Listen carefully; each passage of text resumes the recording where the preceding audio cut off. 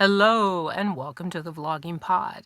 Tonight we are joined once again by the fabulous author, Shari Nichols.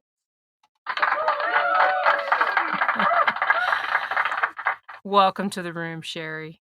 Thank you so much for having me, Erie. It's a true pleasure to be on again.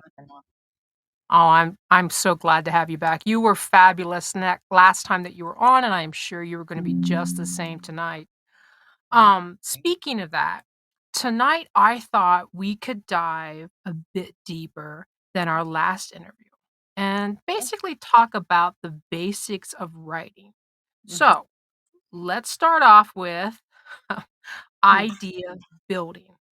I Mm-hmm. read I read that you gain a lot of insight from Harry Potter, Mm-hmm. Practical Magic, and Charmed. And I have to admit, a few of my favorite books, by the way. So tell us of the inspirations here among those few that I just mentioned. Sure. So I had always wanted to be a writer.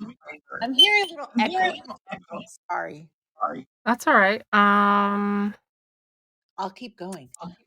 Yeah, keep going because I knew I always wanted to be a writer from way back. And I started writing short little stories, but I think listening to Harry Potter, the audiobooks, reading the books to my children. I think I read books maybe 4 times, listened to the audio 3 or 4 times. I was completely obsessed.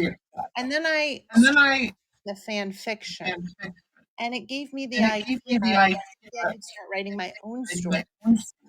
So that's what I did.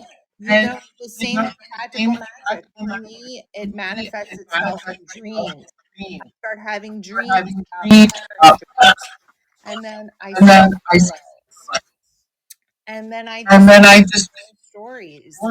And I've always been a fan of RWA, the romance writers, and I've always taken classes online and in joining critique and you have these crazy ideas and wonder actually go somewhere.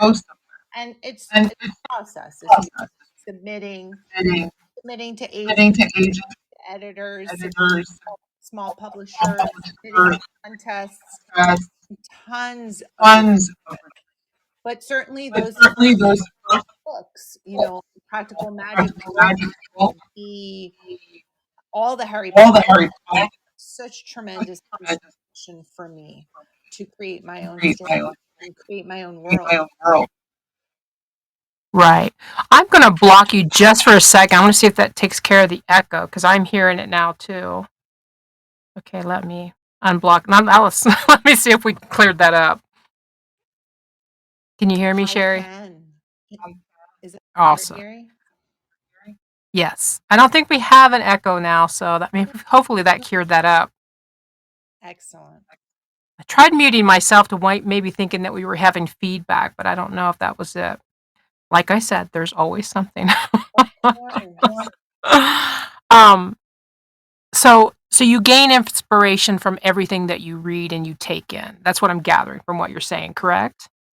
Yes, I get an idea from a film, from a book I read, and then maybe I just thing down.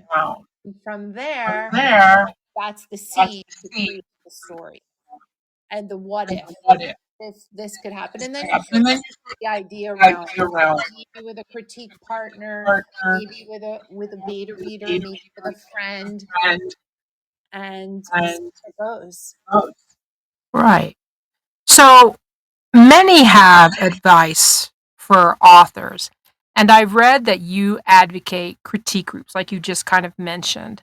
Can you walk us through the ways and that you can get involved in one in Yes, critique groups? absolutely. In fact, I currently am not in a critique, but it just sort of worked out that way. Okay. For me, I got involved as a member of the New Jersey Romance Writers. It was sort of I have not ever done online dating, but from what I understand, it's the exact thing. You get paired with case I got paired with 2 women. You talk to them on the phone. Initially, maybe there was a few texts back and forth, and then we met to decide if we were compatible, they all liked each other. Right. And afterwards, I said, "Can I give you a hug?" Think about it. It really was sweet. And then we decided, yeah, this is going to work. We didn't all write in the same genre. We all wrote in different genres, but I think our our feedback was complementary to everyone's work.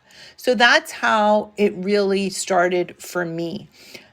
Now I got so busy with so many other things, going to graduate school as well as writing other manuscripts, that I just didn't really have the time to keep up with the critique group. Because of course you want the feedback on your work, but you have to also, of course, put the time in to really give a positive, I want to say positive critique to someone else. That's not to say every single line is going to be golden, but you want to give something encouraging back so that that writer can take it and create something fabulous from it. That makes a lot of sense. And the feedback is from me. So I muted myself. Just so you know. So that makes a lot of sense. So you're saying that you're not in a critique group at the moment, correct? I'm not in a critique group at the moment. At the moment, I'm using beta readers, and actually for grad school, I literally just found out that I have to submit 10 pages of my manuscript, my thesis that is going to be due at the end of the program, to 3 other readers who are going to be part of my critique group. And then, of course, I'm going to get their manuscripts as well. So let's see what happens with that. And that is cool. I didn't know you were in school. When did this start? When did you go back? I went back in June, and I'm doing a program. It's a master's in creative writing at Wilkes University. And ironically, my mentor in the program is someone who is a incredible writer, author. And I've known her through New Jersey romance writers and Liberty States fiction writers and RWA for years. And we've always been friends. And she's hugely successful. And I requested her as my mentor. So I feel very privileged to have her as my mentor. That is awesome. I have to keep remembering to unmute myself. So, now, another point I wanted to bring up is when I was doing some research on you, like I like to do with all my guests, when you talk about writer's block and plotting, you said the main culprit for that is the plotting. Can you explain that to our listeners? Sure. And this is something that I struggle with so much, Erie. Even having 5 books out there, I still struggle with plotting. That's always something that I need to revisit. So writer's block to me, in my experience, is when you simply just have not spent enough time with the manuscript. When you're sitting in that chair and you're working on your pages for, blocks of 30 minutes, which is what I try to do day in and day out, and you're trying to get a word count, you're getting so many ideas you can't even write them all down. You're getting ideas while you're driving, while you're in the shower, while you're doing the dishes, while you're doing the laundry. It's really just becomes so immersed in every aspect of your life. For example, I'm working I know this because I'm experiencing right now. I'm working on a new novel that is not part of the thesis program, or the master's program as part of my thesis. I'm working on a rom-com. So surprise, I'm switching genres. And I'm working on this rom-com, and it's about 2 chefs competing for a contest, like a Top Chef contest. I'm obsessed with all those cooking shows. And I was really gaining some great momentum on the story. And then I had to really put it aside because my semester was coming to an end and I had a tremendous amount of work with that. I got my copy edits at the same time for the book that's coming out in February, the fourth book in the series, After Midnight. And then my part-time job, end of the year, as you know, gets very busy. So I'm currently trying to work on that. And then, of course, with the holidays around the corner and the kids coming home and the family getting together, I have tried to open the document and I sit there for about 10 minutes and it's nothing's coming out. So it can be very frustrating. It can be very frustrating, and it's simply a lack of not spending enough time with the manuscript. In terms of the plotting, I have read, prior to my master's program, I've read a lot of books. Lisa Crone does a very good book, Wired to Story, which, if any of your listeners have read that book or have not read that book, I highly recommend it. It's taking the characters' wounds or misbeliefs and creating your plot based on that. In other words, instead of saying, like, let's create a story like Harry met Sally in a book. The trope is enemies to lovers, friends to lovers. They meet over the course of time, they become friends, and then they eventually fall in love, and there's some obstacles in the way. But really, the way Lisa Crone would look at plotting that out, and I'm just using Harry Met Sally because my daughter called me last night and said, I watched that for the first time. And in plotting that, Lisa Crone would say, let's look at the character Sally's misbeliefs. Her misbelief is that she's unlovable, that men just don't choose her for marriage material. So you create scenes that would showcase that. And the same with Harry sort of being an emotional, maybe you would say emotionally stunted. You would create scenes that show that. So that's where, if I'm answering your question correctly, that's where the block and the plotting comes in. I do extensive plotting to try to figure, the roadmap of where I'm going, but I still always run into snags where I have to put it aside, call a friend, call a beta reader, or, text with someone and say, I don't know where I'm going right now. This isn't making sense. So yeah, it's still something that I'm constantly working on. I understand that. I'm not a big plotter. I am like the total opposite of that. I am not a big plotter. Um, I've written 12 books. I haven't published anything lately. But I understand the further you get away from your books, because I have 6 books I have not finished. A few of them, they only need a few more chapters and then the editing process, but I have not done them. Uh, but I do notice, because my father was ill this last few months, and a lot of time I was in the hospital. And I realized when I sit in front of the computer or tablet, in this case with a keyboard, I just focused on it. I turned everything off and just focused on it to get away from everything that was happening around me. And I actually wrote more that way than I ever have. So I find when I block myself off from, you know what I mean, outside obstacles, I write better, if that makes sense.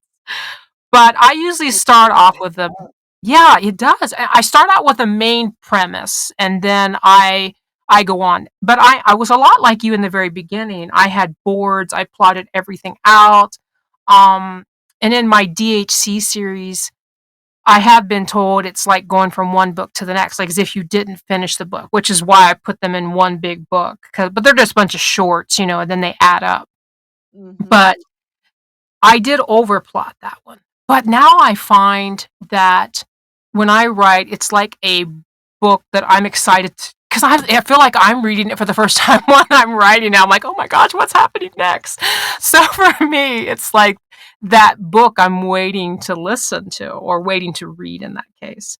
And when you talk Harry Met Sally, by all means, one of the most favorite movies ever, a classic in my opinion. And with that, I'm going to lead right into my next question. Let's take a moment and talk City Owl Press. Yes. Can you tell us about them and how you became involved with them with your series Raven's Hollow Coven? Let me mute myself so I don't. Absolutely. So, City Owl Press, I only have great things to say about them. They are a small press. So, if you're someone who doesn't maybe want to self-publish and you've sent your manuscript out to some of, the big heavy hitters and you weren't getting any file, any you weren't getting anywhere, I should say, then going with a small press is definitely the way to go. They do a lot of marketing. I just had the fifth book put on, I was asked to be on the Fresh Fiction blog site, which is a really cool blog site. So that was great. They've sent my book to Publishers Weekly. So they are doing quite a bit for a small publisher. I got affiliated with them again at a writers conference. It was through, I believe it was through Liberty States Fiction Writers. It might have been NJRW, but funny enough, what I did was I had submitted my manuscript. I hadn't heard back, so I figured it was in the slush pile. And then I was scheduled to go to the conference anyway, but I realized at the very last minute that a representative from City Owl was going to be there. So what I did was, because I was not able to get a 15-minute slot with her, I volunteered in the editor agent appointments, kind of sly of me. And then I snuck in between and introduced myself and just said, hi, we just started talking a little bit.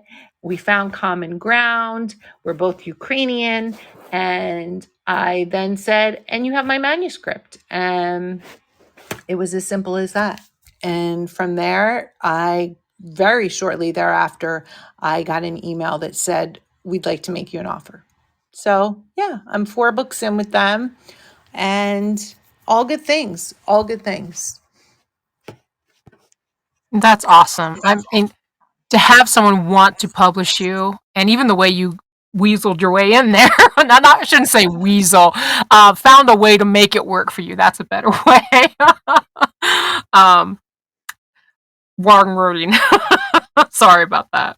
No, Um, and you know Go what? ahead. Sorry, Erie, I wanted to just say you brought up such a good point about writers like yourself, authors who are able to just take an idea and just run with it without really plotting it out. And you get this magic to the end of the story, the spontaneity. And I know that Force, the great Marie Force, does that. And she has, I think, I don't know, 150 books in. She's making like a gazillion dollars a month.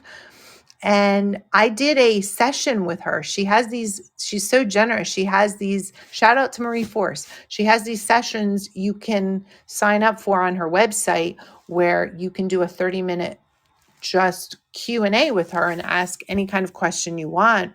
And she sort of explained her process to me. She does not plot. It's very similar to what you're doing, which, everything comes to her in a very organic way, and she's discovering the story as the reader is, which I think that's amazing. You are extremely kind to mention my name with such a great author. I love you. I would never claim to be as great as she, but I do enjoy the process. I write just for myself. If someone actually picks my work up and they like it, then it's like, yes. But for me, it's like that book that I'm waiting to read when I write. Yeah. And it's a very unique process. I think I simply love the process, not so much publishing. The publishing I could do without. I mean, I put it out there, yes, But I think I love the process, the writing itself, because to me, it's like getting into a new book. And I, Yeah. so, but I think every writer really is like that. And so, with us talking about your books and your introduction of the Ravens Hollow Coven with the City Owl Press, tell us about the series and please, if you would, tell us about that October release, Midnight Cravings. Yes. So this series is set in Ravens Hollow, which is really Hoboken, New Jersey. When I first started out to figure where am I going to set this novel, I have a friend who lives in Hoboken, and I literally spent about 8 hours just going all over the entire city, finding places that would be perfect in the novel. And every single place that we visited is in the course of the series. There's Elsian Park, there's Elsian Cafe, there's a spooky cave called Sybil's Cave, the W Hotel where the hero and heroine meet in the second book. There's sports bars. I mean, I used everything. So it really became very vivid to me and hopefully vivid to the reader. So it's basically about groups, and this overarches to every book. It's about a group of friends, witches, who are living in a coven together, and they all share in the profits and the joys of working at a magic shop. So each one, again, a little bit of practical magic there. Each one has a different skill set. One is a tarot card reader, Jillian in book 2. The heroine in book 1 is a psychic, and she does readings for people based on just touching their hand, really, which I actually had someone do that for me. It's really, really eerie, and no pun intended. And my heroine in the third book, Midnight Craving, she is actually a vampire, and she finds out that, through a series of events, through trying to solve a murder case, that she actually has the ability to read crystal balls. It's called crystal ball gazing. So it helps solve the murder case. So, and my heroine in the fourth book is an astrologer, and she is got that gift to match people up. So she's a matchmaker that uses astrology. And again, very practical magic. It's got a curse in it. So it's about all these friends. The first 3 books, they're all what you would consider, we're calling them urban fantasy. You can call them paranormal romance with a suspense element. All 3 of those books have a murder that happens, and the hero and the heroine trying to solve it. The backdrop, as I said, is Raven's Hollow, and there's also an MBI, which is sort of like the Men in Black. The MBI is the Magical Bureau of Investigations, and they are the group, this secret agency that goes after the criminals that are wreaking havoc in this town. And I also took a little bit of the HBO show. Oh my God, why can't I think of the name of it? About vampires. Please help me here, Erie. It's one of my favorite shows. Oh my Oh God. my God. Are you speaking about the Anne Rice one? True Blood. Interview with a Vampire? No. The HBO show True Blood. Oh, True Blood. Yes, yes, yes. So That's Suki Stackhouse series.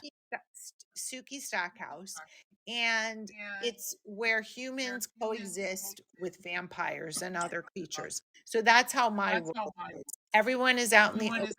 Nobody is hiding. There's supernatural dating sites where vampires can date humans, where um, demons can date humans. In book 3, we have a sexy demon who's a special agent, and he's been in all three. He's been in the other two books as well. And our heroine in Midnight Craving is a vampire, and it's got a little bit of miscongeniality. She starts out, she's kind of hides her looks. She wears baggy clothes, and she's got the unibrow, and she's very low key, and they sort of have a very antagonistic relationship. But really, beneath the surface, there's some annoyance, sexual tension for sure, and there's some admiration. And what ends up happening is they're assigned to a murder case, and the person that gets murdered, without giving it too much away, we find out there is possibly a killer on a dating site, on a dating app rather, that it has come after her.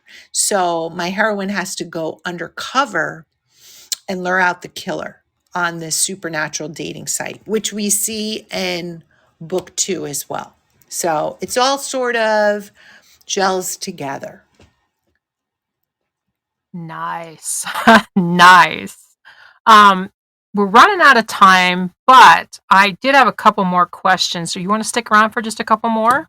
Sure, I'd love it. Awesome. I have to keep remembering to mute my mic so we don't have the feedback.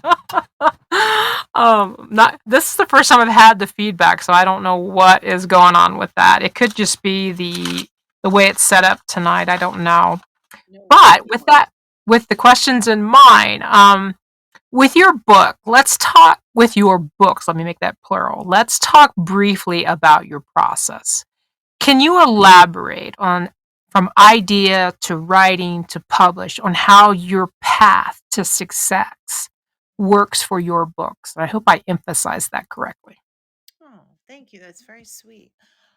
I usually start out with character sketches, where character charts, whatever you'd like to call them, where I try to get some basic ideas, general information about my characters, and I have some different templates that I use. And once I'm done with that, I have found a few different plotting worksheets that I've been using, including the Lisa Crone. She has a pretty good plotting template. There's a couple others that I use. And then I try to I handwrite it out. I don't really do it on the computer because I think it gets a different part of your brain working when you just sit down on the couch or sit down at the desk and just with a pen and just write in these boxes. Okay, what is their wound? What is it they're looking to achieve? What is their big motivation, and where's the conflict, inner and outer conflict?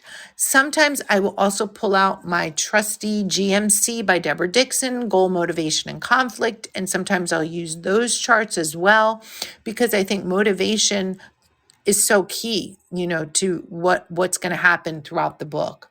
So I do that. After I have those things compiled, I do, again, probably a little bit more of a formal outline, and then combining sort of, plot points, bullet points, if you will, and with the characters. My apologies to our listeners and especially Shari Nichols. It seems that we got cut off within our podcast this evening. So my sincere apologies to Shari and all those who are listening. Shari was our last guest of 2022. We will be taking the next 2 podcasts off for the holidays since they're so close to Christmas and New Year's. I want to take a moment and share with you guys just the fact that over the 14th, we were listed on Amazon as, I want to make sure I get this correct, our featured podcast. So I'm delighted to tell you that podcast was Chasing the Darkness with Cassie Sanchez, and I'm so happy that we were featured. Thank you so much, our listeners, because you make that happen. We'll see you guys in 2023. Until then, happy holidays. Best of the new year to you. We'll see you soon. Bye-bye for now.